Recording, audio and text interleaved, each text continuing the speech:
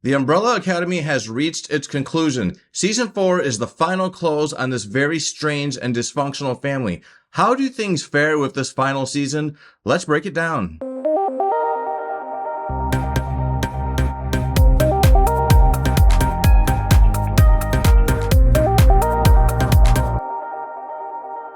I think perhaps the most flattering thing I can say about this final season of the show is that it ended as strangely as it began. The Umbrella Academy was never a very conventional show. It's based on a comic book that was written by Jared Way from My Chemical Romance, and his inspiration for that comic book was Doom Patrol. If you're not familiar with Doom Patrol, that is a very strange, wacky group of heroes that just does a lot of crazy shit. The weirdest things you can see in comic books, you're going to see in that comic book. So anyway, that comic book series is what inspired Jared Way to create the Umbrella Academy. So you can see where the insanity and the weirdness came from. However, as things progressed and the show got renewed more and more, it became clear that the creators and writers all seemed to think that repeating the same basic plotline was going to carry this whole show over and over again. Each season is about the family trying to prevent the end of the world, and they are usually the cause of that. It just became really unoriginal. That storyline became very tiring, just very uninspired and disappointing. So all the goodwill and positive energy that this show had gained from season 1, it began to fizzle out as season 2 and 3 came along. Season 4, just like the previous seasons, is very messy in its storytelling and its writing.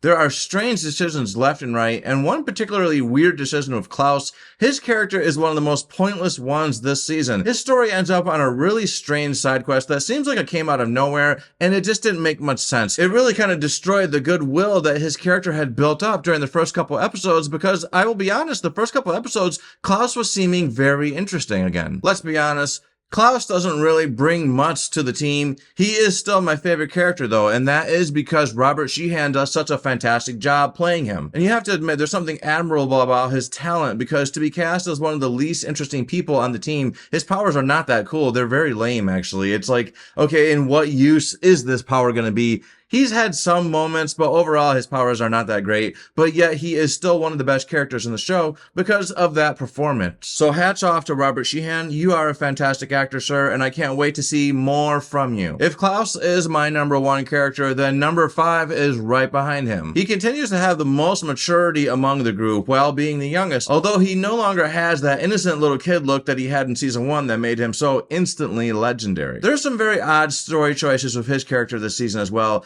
I liked getting to see a bit more of the acting from this guy, but at the same time, it just seemed like, again, it came out of nowhere and just wasn't really adding up. Now, to give praise to one more performance in this show, because it is a consistently good performance that people probably would not think to compliment, and that is Colm Feore. I guess that's how you say his name. The father, Reginald Hargraves. He actually has been a consistently entertaining character throughout the entirety of the series. He plays this asshole guy, but there is something so charming about the way he plays it. I just can't get enough, and I am glad that we got to see more of his character this season because it is a joy. So the acting all mostly works really well. Well, I guess except for Luther. I don't know why. I cannot stand that character. He's an idiot.